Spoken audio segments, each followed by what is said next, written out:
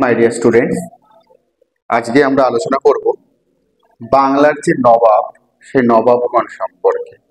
মানে বাংলায় কে কোন সময় নবাব হলেন, নবাবদের সময়কাল এবং নবাবদের সেই বিবরণগুলো সম্পর্কে আমরা ডিটেলস আলোচনা করব এই ভিডিওর মাধ্যমে। তোমাদের যদি এই ভিডিওটি খুব ভালো লাগে তাহলে লাইক, কমেন্ট এবং সাবস্ক্রাইব করে পাশে থাকা বেল আইকনটি প্রেস করে দিও, যাতে পরবর্তী যখন ভিডিও আসবে সবার আগে তোমার কাছে নোটিফিকেশনটি পৌঁছে যায়। আর যদি ভিডিওটি আরো ভালো লাগে তাহলে ভিডিওটি তোমাদের বন্ধুদের মাঝখানে শেয়ার করে দিও, যাতে আরো সবার কাজে লাগতে পারে। যাই হোক, আমরা শুরু করছি বাংলার নবাবদের নাম সহ তাদের সময়কাল এবং গুরুত্বপূর্ণ ঘটনাগুলো সম্পর্কে। ঠিক আছে, তাহলে প্রথমেই আমরা দেখব বাংলায় নবাবী শাসনের সূচনা করেছিলেন কি। বাংলায় নবাবী শাসনের সূচনা করেছিলেন মুর্শিদ কুলি খাঁ। তাহলে বাংলায় নবাবী শাসনের সূচনা করেছিলেন কে? মুর্শিদ কুলি খাঁ। তাহলে প্রথমে আমরা লিখে নিলাম মুর্শিদ কুলি খাঁ।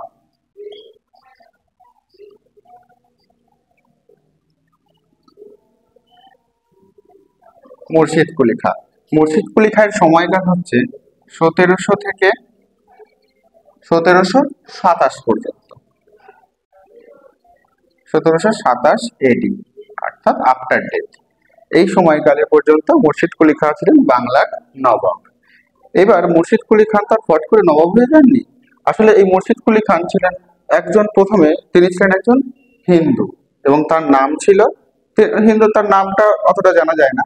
আসলে তিনি জন্মসূত্রে ছিলেন একজন ব্রাহ্মণ এবং পরবর্তীতে তোমার হাজি শাফি ইস্পাহানি নামক একজন তাকে দাস হিসেবে কিনে নেয় এবং তার নাম দেয় মোহাম্মদ হাদি। এবং তিনি বাংলায় মুর্শিদাবাদে যে এই যে মুর্শিদ কুলি খাঁ উপাধি নিয়ে আসেন বাংলার দেওয়ান পদে। এই মুর্শিদ কুলি খাঁ উপাধিটি দিয়েছিলেন কে? ঔরঙ্গজেব।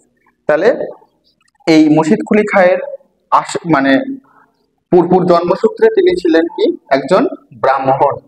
তাহলে জন্মসূত্রে ব্রাহ্মণ, জন্মসূত্রে ব্রাহ্মণ। আচ্ছা, তারপরে হচ্ছে হাজি শাফি ইস্পাহানি তার নাম দিলেন কি? মোহাম্মদ হাদি। তাহলে পরবর্তীতে নাম হয়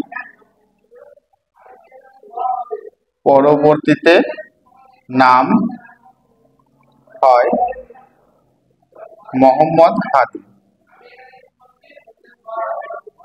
মোহাম্মদ হাদি। আচ্ছা, এবার মোহাম্মদ হাদি নাম দিয়ে দিল। এইবার এই যে মুর্শিদ কুলি খাঁ নামটা আমরা দেখতে পাচ্ছি, এই মুর্শিদ কুলি খাঁ নামটা কে দেন? ঔরঙ্গজেব। ঔরঙ্গজেব ঔরঙ্গজেব তাকে মুর্শিদ কুলি খাঁ উপাধি দেয়। মুর্শিদ কুলি খাঁ উপাধি দেয়।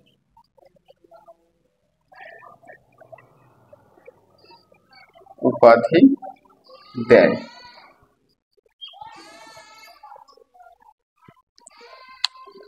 তাহলে আমরা কি দেখলাম? বাংলায় নবাবী শাসনের সূচনা করছে মুর্শিদ কুলি খাঁ।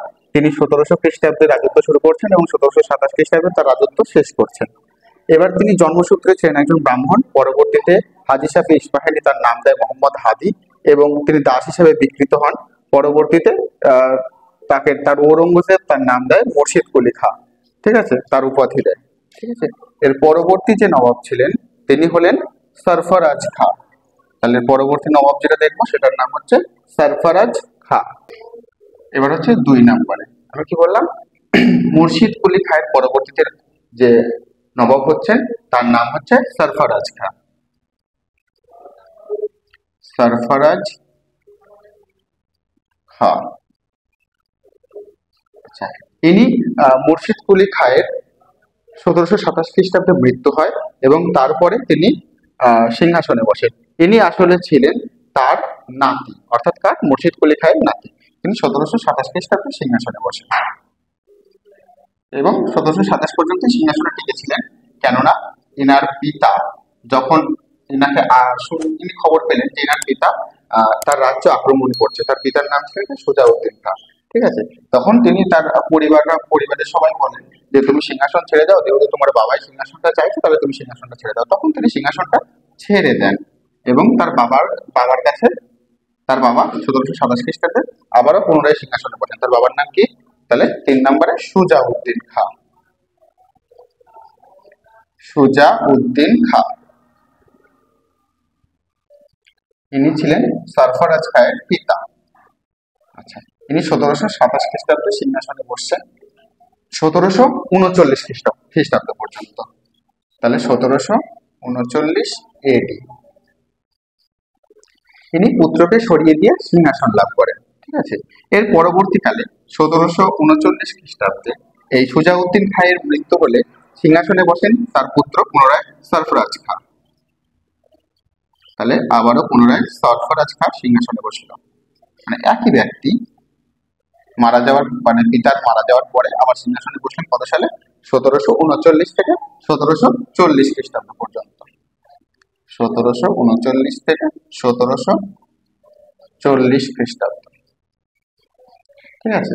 এইবার এই যে আলাউদ্দিন খাঁ, মানে এর পরবর্তী আলাউদ্দিন খাঁ ছিলেন তার সেনাপতি। ঠিক আছে। এইবার এই আলাউদ্দিন খাঁ মানে এই সরফরাজ খাঁকে সরিয়ে নিচে সিংহাসন লাভ করতে চেয়েছিলেন। কেননা এই সরফরাজ খাঁ অতি দুর্বল ছিলেন এবং তিনি খুব আরামপ্রিয় ছিলেন, তাই তাকে কেউ সেভাবে পছন্দ করতে চায়নি। ঠিক আছে। তো শেষ পর্যন্ত 1740 খ্রিস্টাব্দে কিরিয়ার যুদ্ধে আলাউদ্দিন খাঁ এই সরফরাজ খাঁকে হারিয়ে দেন। তো শেষ পর্যন্ত সরফরাজ খাঁকে সিংহাসনচ্যুত করে নিজে আলীবর্দী খাঁ সিংহাসনে বসেন কত সালে? 1740 খ্রিস্টাব্দে। ইনি 1740 খ্রিস্টাব্দে গিরিয়ার যুদ্ধে হেরে যান। তাহলে গিরিয়ার যুদ্ধে পরাজিত হন। গিরিয়ার যুদ্ধে 1740 এডি পরাজিত হন এবং সিংহাসনচ্যুত হন, পরাজিত হন। ঠিক আছে। এই পর্যন্ত যে আমরা দেখলাম এইগুলো, এই যে চারজন অর্থাৎ মুর্শিদ কুলি খাঁ, সরফরাজ খাঁ, সুজাউদ্দিন খাঁ, সরফরাজ খাঁ, যে 1700 থেকে 1740 এই যে 40 বছর শাসন করলো, এই 40 বছর ছিল হচ্ছে এই যে বংশটা, এই বংশকে বলা হয় তাহলে কি বংশ? নাসিরি বংশ। নাসিরি বংশ। তাহলে বাংলার নবাবদের যে প্রথম যে বংশ আমাদের বাংলায় শাসন করেছিল সেই বংশের নাম হচ্ছে নাসিরি বংশ।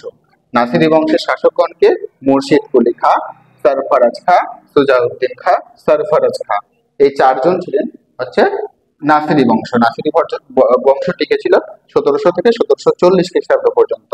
তাহলে 1700 থেকে 1740 পর্যন্ত ছিল নাসিরি বংশ।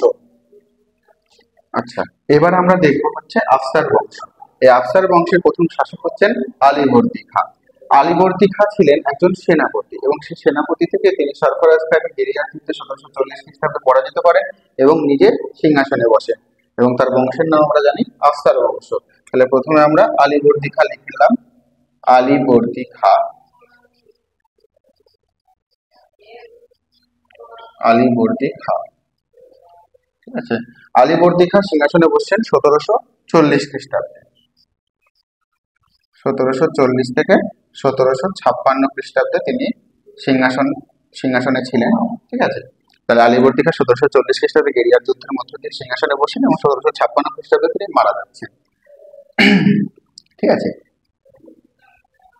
তো এই সময় 1742 থেকে 1750 খ্রিস্টাব্দ মানে একটা গুরুত্বপূর্ণ টাইম।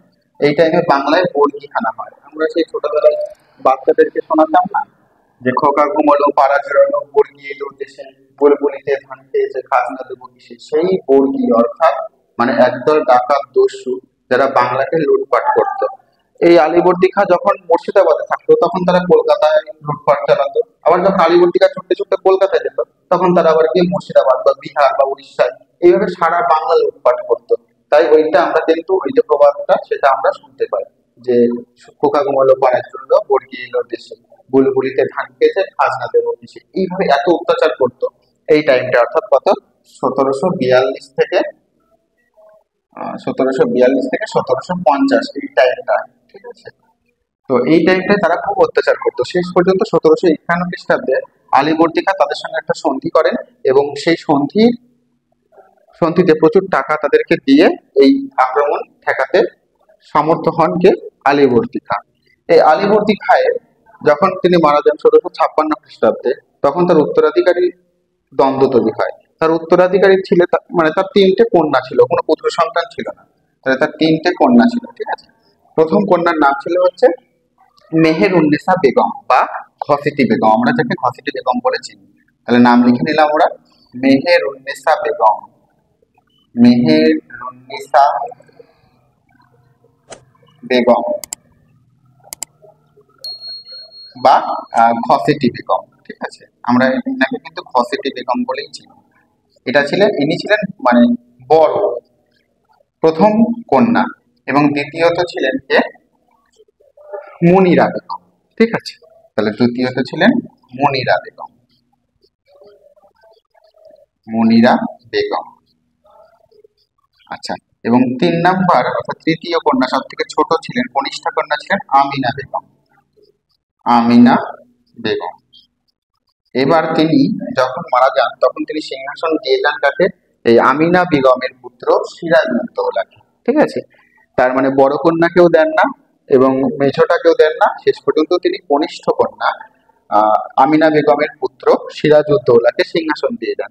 তখন স্বভাবতই এই দুজন অর্থাৎ বড় এবং মেঝো অর্থাৎ মেহেরুন্নেসা অর্থাৎ ঘসেটি বেগম এবং মুনিরা বেগম তারা ষড়যন্ত্রে লিপ্ত হয়। তারা কখনোই আমিনা বেগমের পুত্র সিরাজউদ্দৌলাকে কখনোই মেনে নিতে পারেনি সিংহাসনের উত্তরাধিকারী হিসেবে। তখন তারা ক্ষুব্ধ হয় কার উপরে? এই সিরাজউদ্দৌলার উপরে, ঠিক আছে। তাহলে আমরা দেখবো কি ১৭৫৬ সিংহাসনে বসবে কে? আমিনা বেগমের পুত্র সিরাজউদ্দৌলা, ঠিক আছে। তাহলে এইগুলো আমরা সব মুছে দিচ্ছি।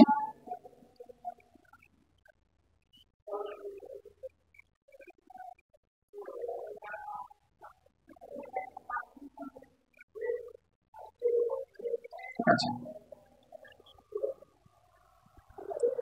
তাহলে এটা আমরা দাগ দিয়ে দিলাম, ঠিক আছে।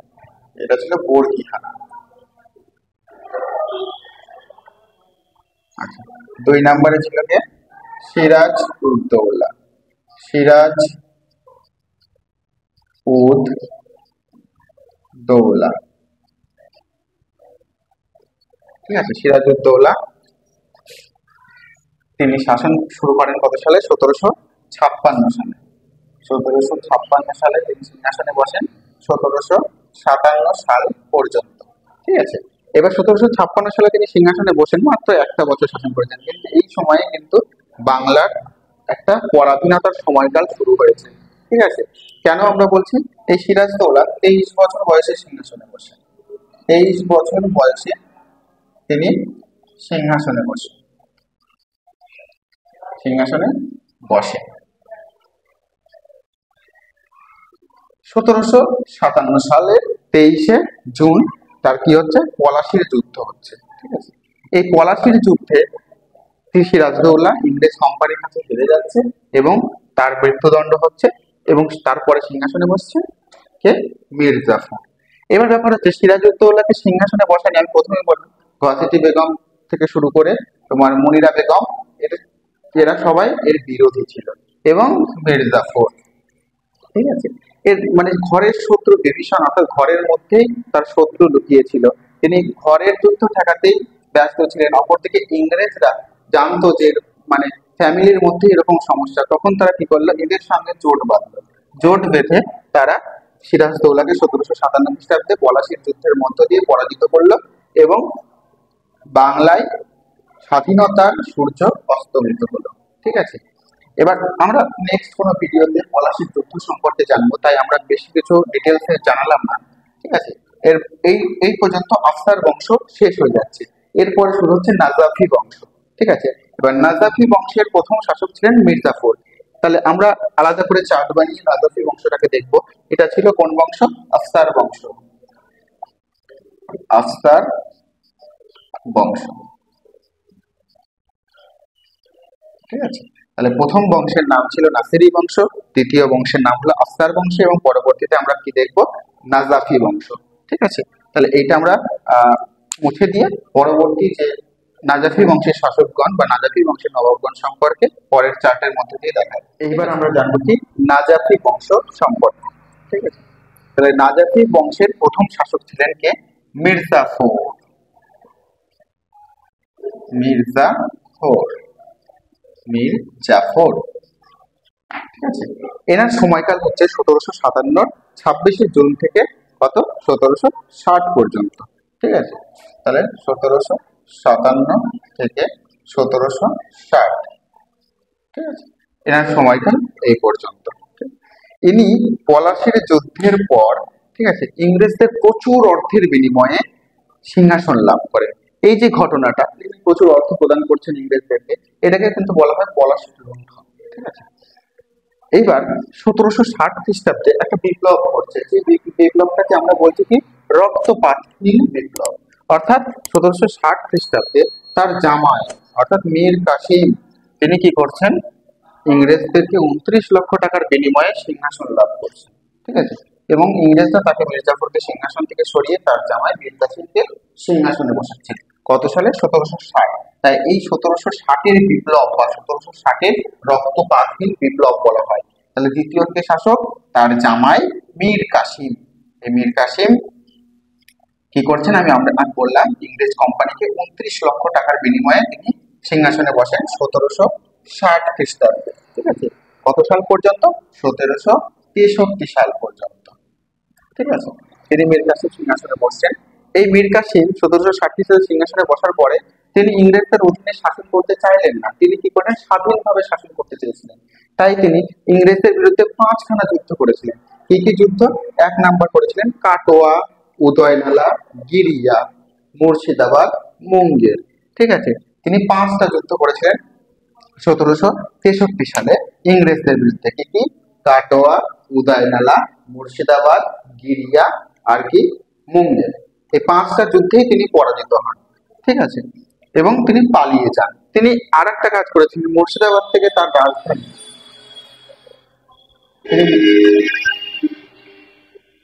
তিনি মুর্শিদাবাদ থেকে তার রাজধানী স্থানান্তর করেছিলেন কোথায়?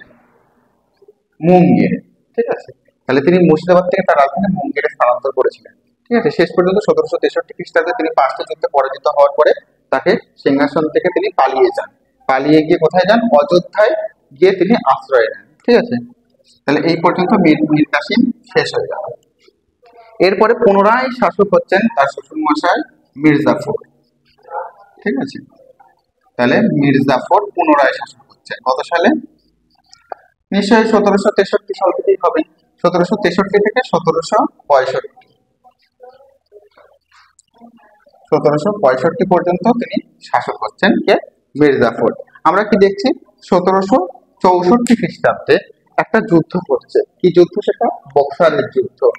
এই 1764 খ্রিস্টাব্দে বাংলার পদচ্যুত নবাব মীর কাসিম এবং অযোধ্যার নবাব সুজাউদ্দৌলা এবং ভারতবর্ষের মোগল সম্রাট দ্বিতীয় শাহ আলম 3জনের একত্রিত জোট ইংরেজদের বিরুদ্ধে যুদ্ধ করছে। সেই যুদ্ধটার নাম হচ্ছে বক্সারের যুদ্ধ।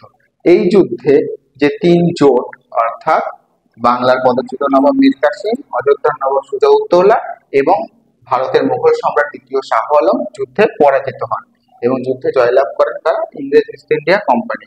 এবং এই যুদ্ধে জয়লাভ করার পর 1765 সালে দুখানা সন্ধি হয়। একটা এলাহাবাদের প্রথম সন্ধি, একটা এলাহাবাদের দ্বিতীয় সন্ধি। এলাহাবাদের প্রথম সন্ধির মাধ্যমে সুজাউদ্দৌলাকে পুনরায় আবার সিংহাসন ফিরিয়ে দেওয়া হয় টাকা এবং তাদের অনুগত্যের ভিত্তিতে। এবং 1765 খ্রিস্টাব্দে এলাহাবাদের দ্বিতীয় সন্ধি দ্বিতীয় শাহ আলমের সঙ্গে হয়। বাংলা, বিহার, উড়িষ্যার দেওয়ানি লাভ করেন কারা? ইংরেজ ইস্ট ইন্ডিয়া কোম্পানি। তাহলে 1765 খ্রিস্টাব্দে ইংরেজ east India company Bangla, Bihar, Orissa দেওয়ানি লাভ করছেন।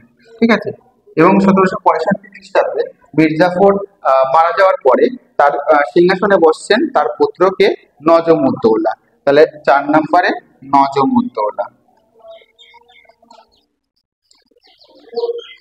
নজমউদ্দৌলা